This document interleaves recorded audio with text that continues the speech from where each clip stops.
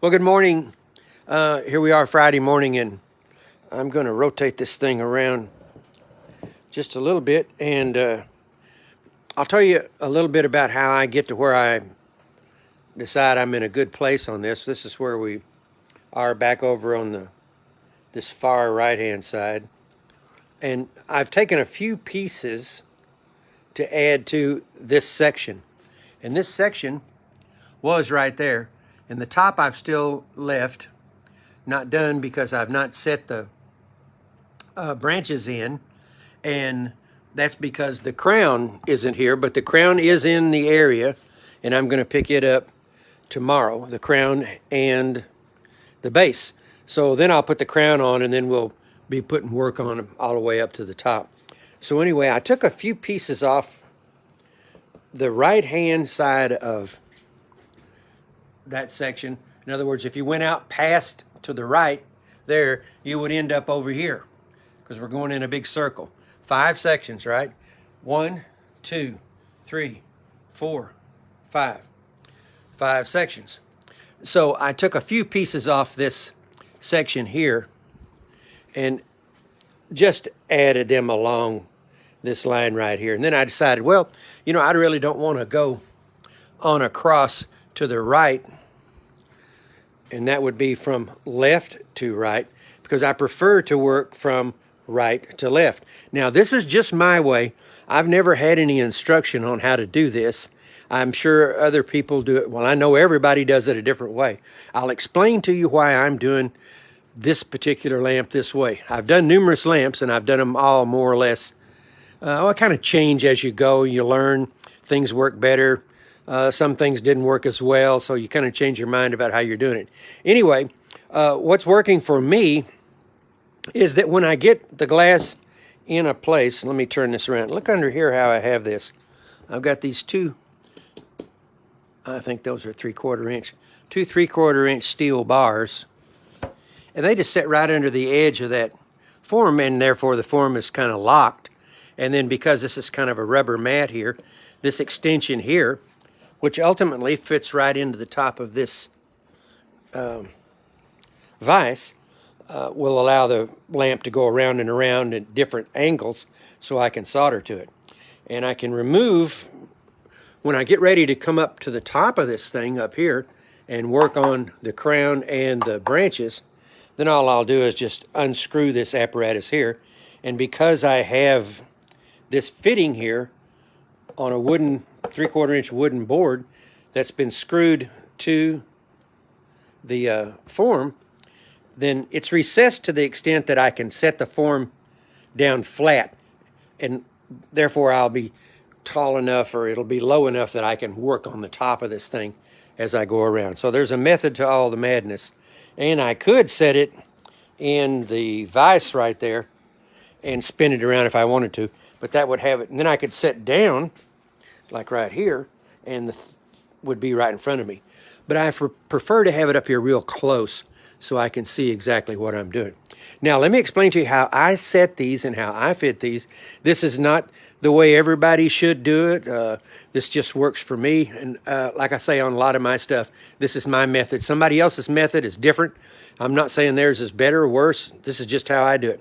Okay, what I do is I'll go over to and we'll do a couple here.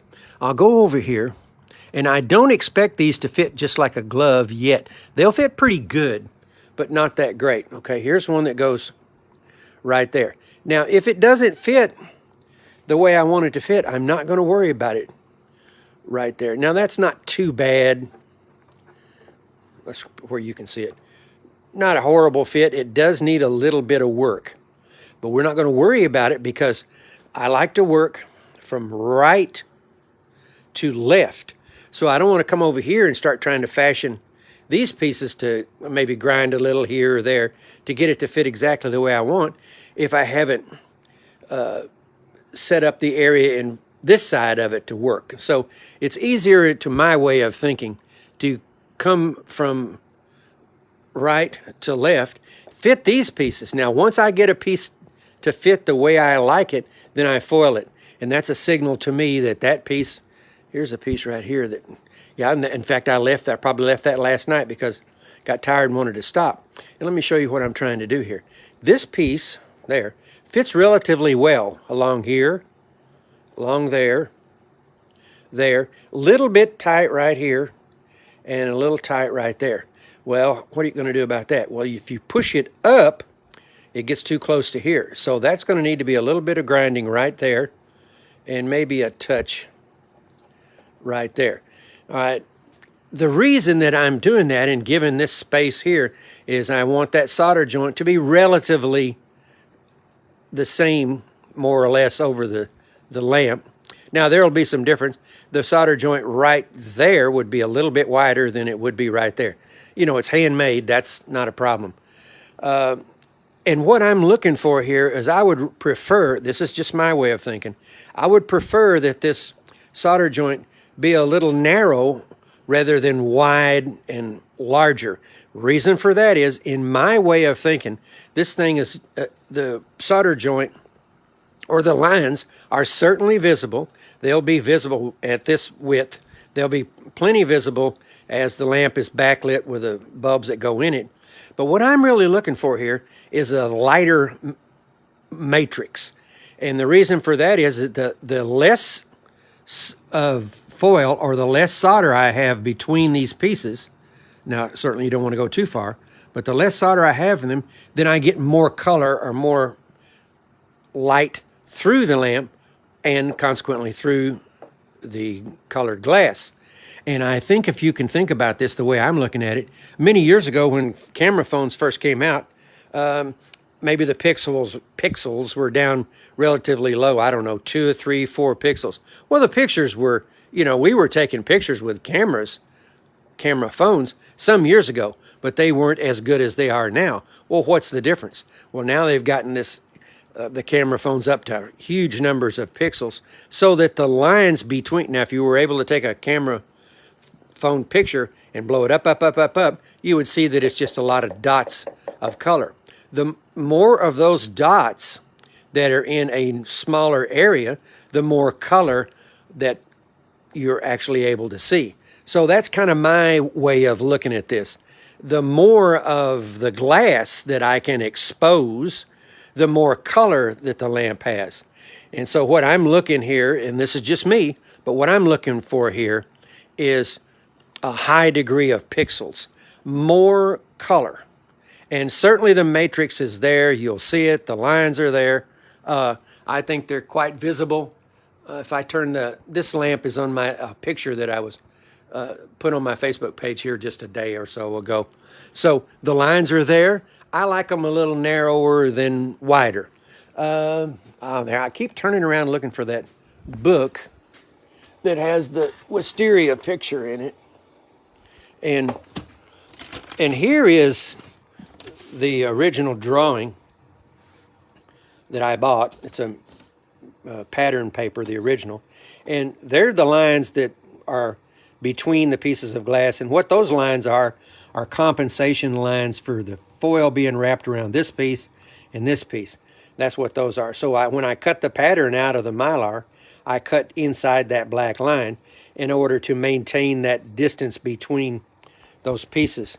And let's see, I don't know whether I have the wisteria set up here. Maybe, I think I do. Now, there's the laburnum, the one we've got hanging over the table. I think the wisteria is right there. Okay. So, and they've done the same thing. Not a lot of large spaces between the pieces. And that's a beautiful matrix right there. I think that's pretty much what I'm looking for.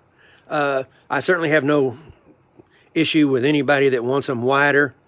That's fine. You know, that it's just a preference. All of us that are in this business do things differently. And the way one person builds one of these lamps may be totally different than the way another person builds one. And their philosophy about what they're looking for it may well be different than mine. It doesn't mean that I'm right, they're wrong. It's just the way of doing it. So anyway, what I'm looking to show you here is that as I move across this piece and I fix the pieces that are not fitting exactly the way I'm looking for, then they get foiled. Where was that one? So this one would not get foiled yet. In fact, it's kind of hiding there. I'm glad I'm showing you this. I would have seen it at some point, But anyway, I need some work. I need some work on this one. This looks pretty good here. And I don't get too far away from working along this edge that is sitting next to the pieces that are already foiled, because it's, as far as I'm concerned, these pieces that are already foiled are fitting pretty good. Now you could come down here and notice that, and I'll answer another question or two that I've answered several times, but people are somewhat, I'm moving that. Boy, I tell you what, that wax is down there pretty tight. This wax is some amazing stuff. There it is. Okay, see, I'm just moving that just a little bit, get a little more space there. I got to be cognizant of the edge of this lamp, because there's a piece of wire that's got to go all the way around this whole thing. So anyway, there's a decent fit there, decent there. So these, I would, as soon as I put this phone down, I'm going to foil that one, foil this one. We're a little close right there. I need a little more separation there. So I'd hit that with a grinder right there. This is pretty cool. Maybe a little bit of the grinder right there. And you just keep going. It actually goes pretty quick. Here's a whole area right here that's working real good. There is one that's a little tight. Now, before you hit the grinder, you always want to look around and see, you know, I would have already foiled from right to left over here, so this would be set. This one here, in fact, I did a bunch of alteration. I remember doing this one. I altered this one quite a bit to get it to fit the way I wanted to. It still needs a little work right along there. So it's just attention to detail. It actually moves pretty fast, and in comparison to cutting these, this is screaming across here, because before I started this video, this piece here fit too tight. I couldn't get it down in here the way I wanted it. If I'm going to be perfect here, I'm going to knock off just a little of that edge right there. See where the hole is a little wider there, but then it narrows down there for no reason. And this is round here, but that's square. So what I want to do is just take a little notch right there. Now, who's going to see that? If 1,000 people walked by this lamp when it was completed, nobody would ever pay any attention to the fact that that solder joint right there was a little narrower than it was right here. But it's all about the detail. If you pay that much attention to every single piece, and you work every single piece as if it was the only piece you're ever going to work on, then what you're doing is that you're putting a lot of effort into each area one at a time. At the end of a project or the end of a job, and I do this on everything, the flat panels and all of them, at the end of the job, you look back and you've got this piece or this window, and everything on that window is as perfect as you can possibly make it, because you spent all that time early on, one at a time, making them right. Here's one right here. Now see, I'm looking, now of course I wouldn't alter this yet because we haven't done these over here. But if we had already foiled here, then we would come here and we'd go, well, that's just not fitting in there exactly right. So what would make it fit right?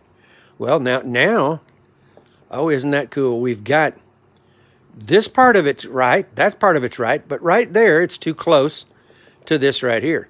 So we would look at this piece and say, well, now wait a minute. If I take this off, what if this side of the piece right there was too far away already? If you take this off, then you're going to move that piece that way. If you move it that way, are you going to make it too tight here? And are you going to pull it away from this piece here? So it's kind of like playing a little bit of a chess game. As simple as this is, though, it's actually like checkers. And you just work in an area until you get it to look right. Then you can go over and keep working. And consequently, then you end up with a matrix that more or less works and fits as good as you can make it. So that's the whole program. I can't think of what else I was... Oh, there is still some questions about the foil. There's the foil. This is 3/16 of an inch wide. The adhesive is on this side. Let me just grab a... you know, after you get these things set, you hate to take them off there, but I'm going to... Look at there. And that shows you how tight that wax is. That wax is painted on this form. I have people ask me that question. Everything is on the videos, but some people don't have time for the video or whatever. Anyway, there the foil is, and it's been wrapped around that piece of glass. And then all I'm doing, and there was even a question about this thing. That's what we call a fid. I made that one. And here's a fid that you buy. And the fid is just to come around here and burnish the foil back onto the glass. I like this one here. I made it just out of a dowel rod. And it's oak, so it holds up real good. Pine wouldn't work. Pine, you would just wear the end off of it real quick. And I can take and smooth that down after I wear it down. But this one I really like because it's easy to grab hold of. This thing here, they sell these, I don't know, they're $3 or $4 or $5. That's what everybody uses. And a lot of people, there's a thing called a Lathkin. I've got one in a drawer over there. I don't care for that. It works a little better for lead. But it's made out of some kind of high-intensity plastic type stuff. And it works, but I don't know. I like this tool that I made right here. There it is.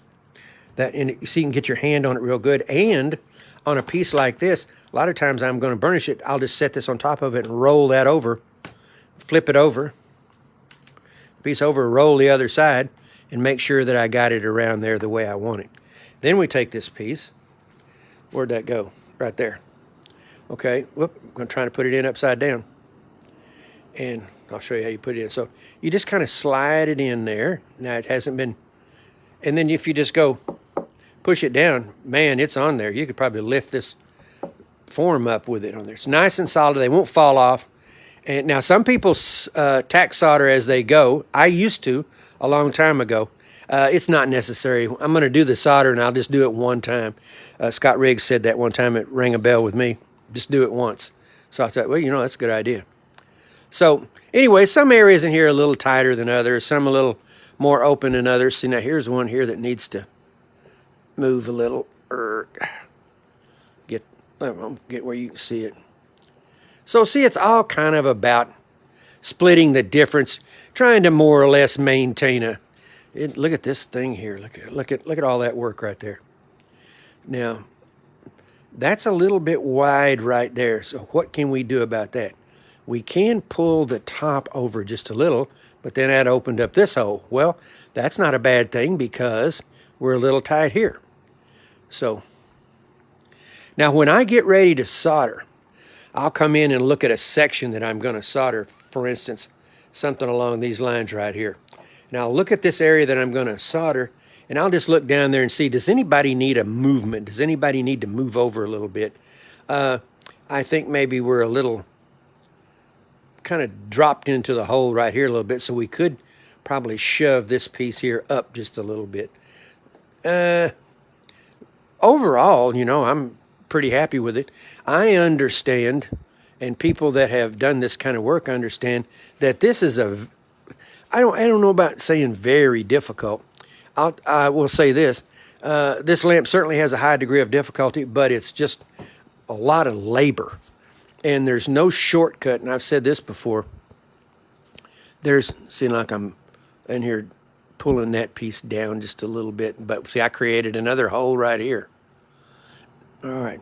Anyway, it's just all about, you know, just kind of knuckling it out and getting these pieces cut, because what I'm doing right now is a lot of fun. Let's do, let's look at this one. Now, bear in mind, I am reasonably sure that some of these will fit and some of them won't. All right. And see, now there's a lot of work that needs to go on. Not a lot, but there's some work that needs to go on right here. Not terrible, but right there is not working at all. See how this piece sits there, but it's banked into this one. So that needs a little bit of reworking right there.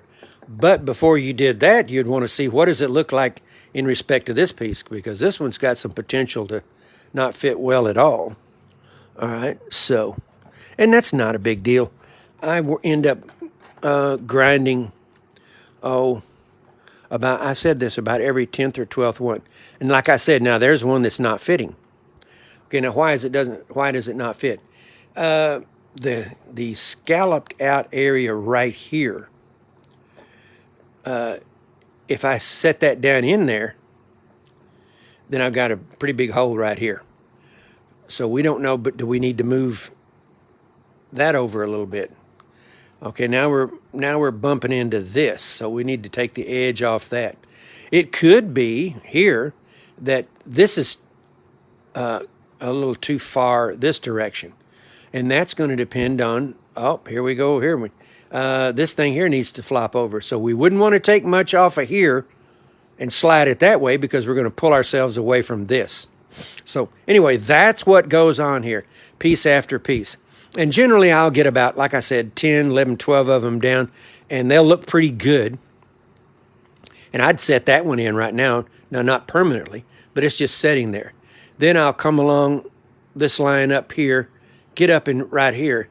Then I've got enough work down to last me an hour and a half or so, and I'll come back in here, and I'll start refitting these, getting those right when they look the way I want them to. And we're working on that. This is actually getting pretty close. Now, it appears, if you're looking at the cartoon, that this is not going to work. Well, we don't know that because we haven't seen these lay down in respect to this. The cartoon is guiding me where to put the piece, but it's not the final word. The final word is how well does this piece fit. And before I look at this thing and, oh man, I'm going to have to recut that because I'm too far away from the cartoon, I need to look over here, because how did this fit? Do I need a little more room here? If I get a little more room here, then I'm going to push that piece that way, which would then take this piece and push it that way. So it's all about thinking things over. Don't go to the grinder until you are certain that that's the way you want that piece to look, because if you grind glass off a piece of glass, you certainly can't put it back on. And you don't, in my way of thinking, you don't want to end up with a bunch of big holes out here that are going to have to be filled with solder. I don't know. I'm not going to go too far down the road of indicting what that looks like. It's just not my game. So anyway, there we are. Let's see. The other day, I was talking about the cost of these things, and I forgot about talking about and I've talked about this before on these videos, but the lead, and in fact, I was talking to somebody yesterday, was asking about why are these lamps expensive. I told a person that they were thinking about one of these lamps. I said, well, let me, I'm going to kind of alert you to the fact that these most would consider these lamps expensive. If you're sitting here doing one of them for about 3.5 or 4 months, you certainly don't think it's expensive. But anyway, what has made these lamps even more expensive over the last few years is the price of the materials that it takes to do the lamp. The glass, that's one thing. The glass, of course, like everything, like bread and eggs, milk, everything. But glass has been on the rise for several years. I think there's different reasons for that. The number of skilled craftsmen that can make this glass is certainly, there's just not that many. Plus, it's hard, heavy, laborious work. There's not that many old men running around making sheet glass, and particularly the kind of stuff that we want to use.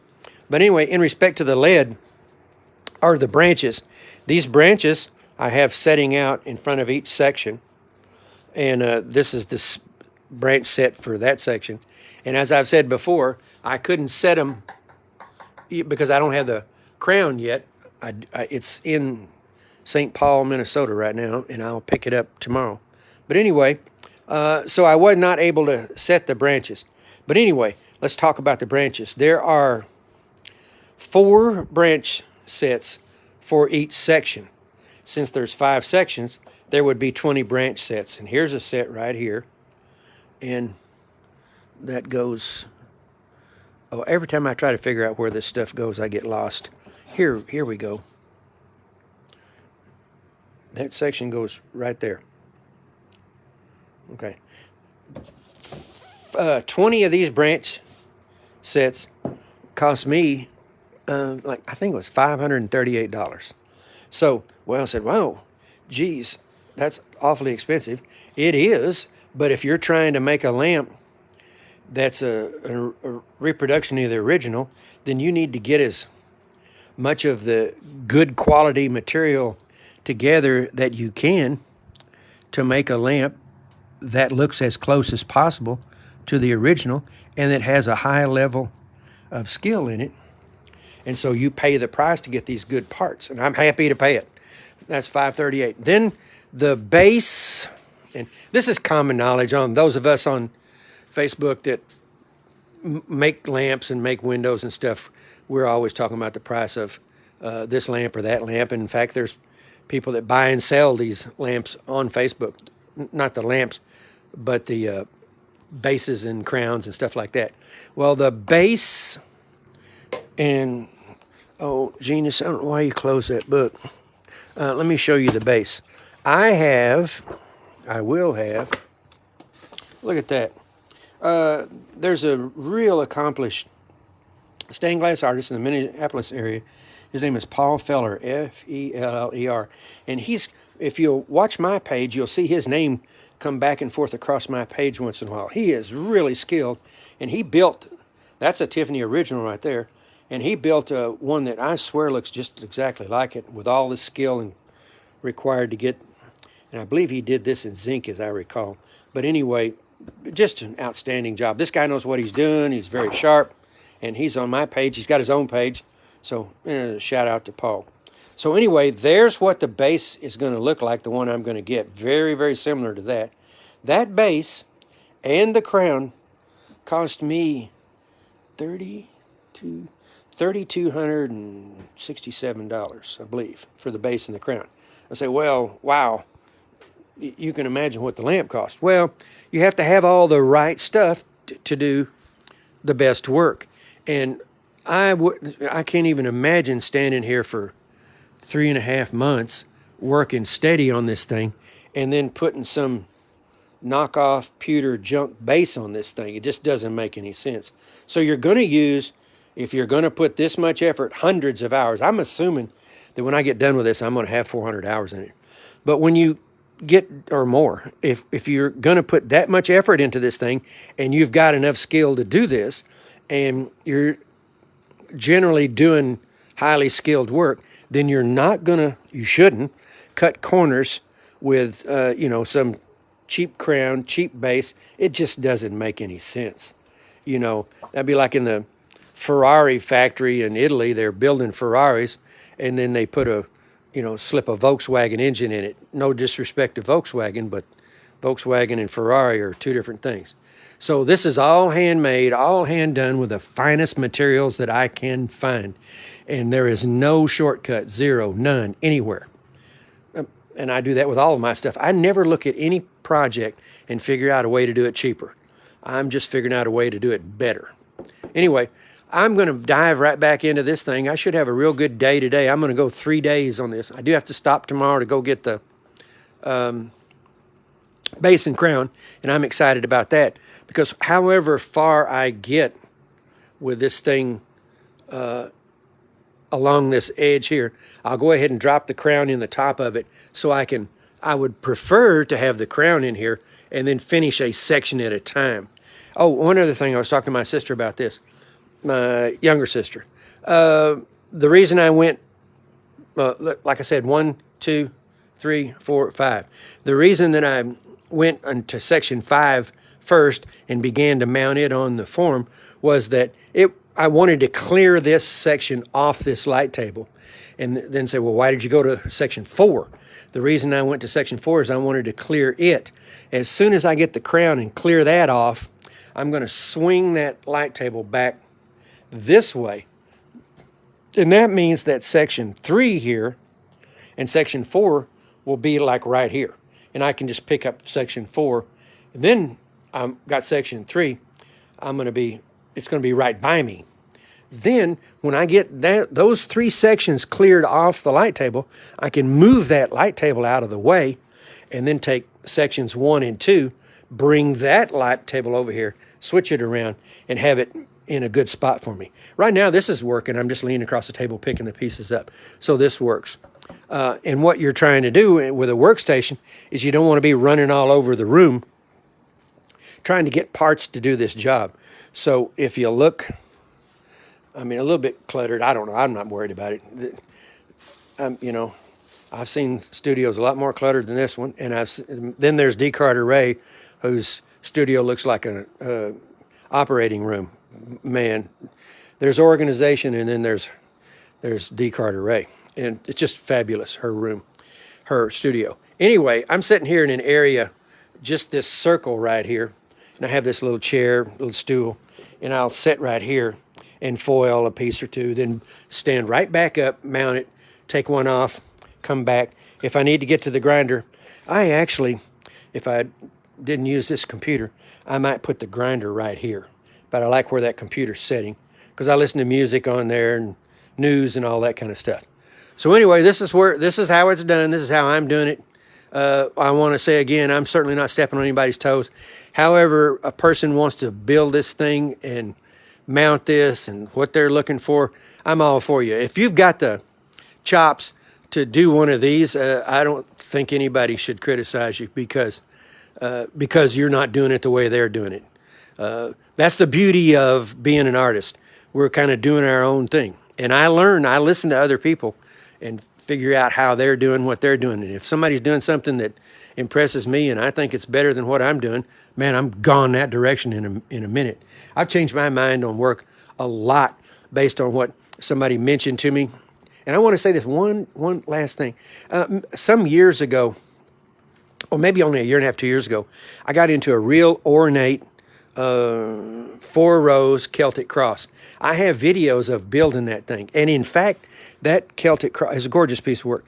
That, if I don't say so myself, or do say so. Anyway, that piece of work, this lamp is going to that home where that Celtic cross is. Anyway, I had that Celtic cross all laid out, and I was actually in production of the cross, and I was working in the bottom of the cross where all of the Celtic knotwork is. And man, that was a lot of work, but of course this is in another whole world. I thought that was a intricate piece of work till I dove off into this thing. Anyway, I had a monogram, or this client wanted his initial, his last name initial, W, in that bottom of that window. And so I decided, well, I'm going to fuse 2 pieces. Do I have any of that here? Probably. I'm looking for, yeah, here's a couple. Oh. Okay. So this is some special glass called Tecta. This is dirty.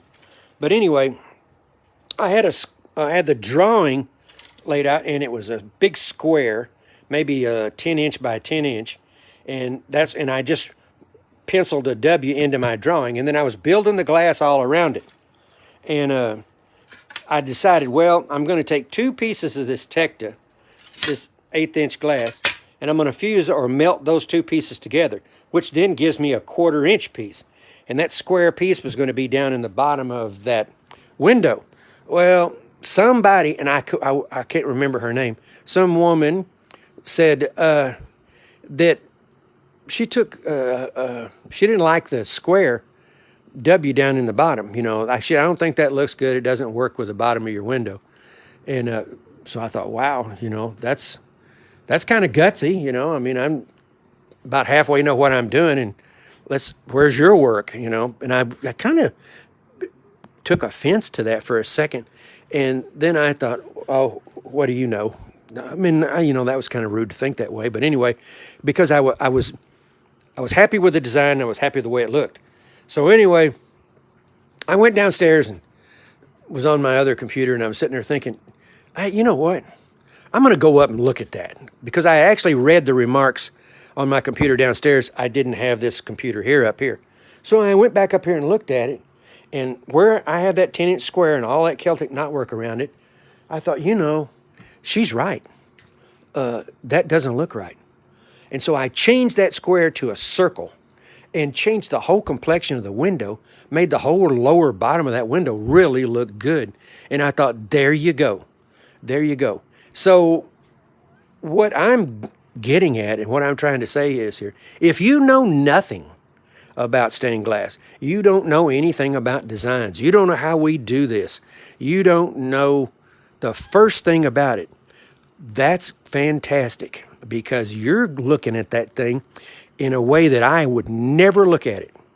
And I need your input, because you're going to jerk something out of my brain that says, you know what? I need to think about that. So that was a lesson that I learned. I've learned that more than once, but that one really hit home. And were it not for that woman who had, oh, what do I want to say? Enough chutzpah to tell me that doesn't look right, you know, because they think they're going to offend me. She's right, man. And she basically, as far as I'm concerned, saved the whole lower bottom of that window. So I'm open to, I mean, let's not get ridiculous, and you know, but I'm open to somebody saying, hey, man, maybe you should go this way or that way, or have you thought about, you know. But now on a piece like this is more or less cut and dried. You get these pieces about this size, wrap them with the foil, put them on here, see if they fit. If they don't fit, work on them like I'm going to do here. Let's pick out one more area, and then I got to get going here. Oh, well, I'm trying to find an area there's certainly areas that are not perfect, but I was looking at something that was grossly out of shape. Well, I guess this right here is about as good as any when you show you what I don't want. See that right there just crashed right into that piece of glass right there. This space all around here is decent.